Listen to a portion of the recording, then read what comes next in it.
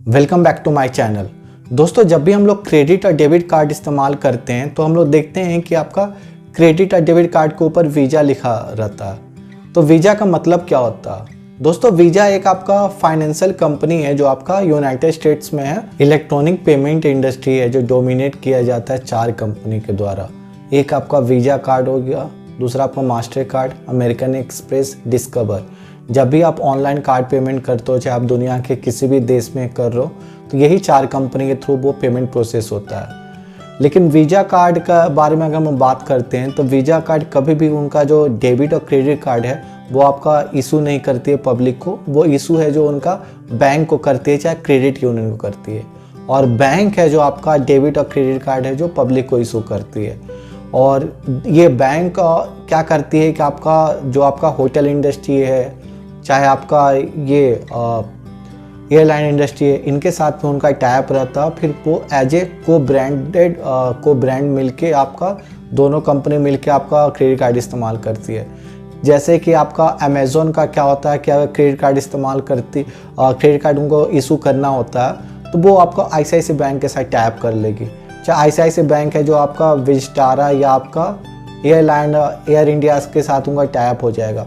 इससे क्या होता है कि आपका एयरलाइन इंडस्ट्री का भी एक बेनिफिट हो गया और उनको भी एक क्रेडिट कार्ड प्रोवाइड कर रहे हैं, कस्टमर लोग हैं जो उनका यूज कर रहे हैं, और बैंक क्या है कि उनको भी प्रॉफिट आ रहा।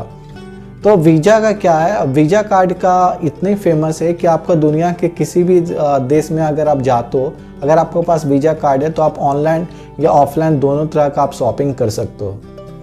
अगर वीज़ा कंपनी का हम लोग मार्केट वैल्यूएशन देखें तो मोर देन आपका $400 बिलियन है।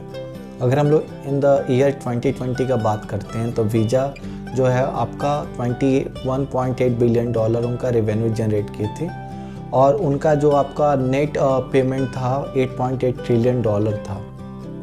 अगर हम लोग वीज़ा का कोर प्रोडक्ट देखते हैं तो उनका क्रेडिट कार्ड है, डेबिट कार्ड है, आपका प्रीपेड कार्ड हो गया, और वीज़ा आपका है जो ग्लोबल ATM सर्विस भी है जो आपको प्रोवाइड करती है। जैसा मैंने आपको बात किया था कि अगर आपके पास वीज़ा कार्ड है तो किसी भी कंट्री में आप जाके आप यूज कर सकते हैं, चाहे आप ऑनलाइन हो ऑफलाइन आप शॉपिंग कर सकते हैं।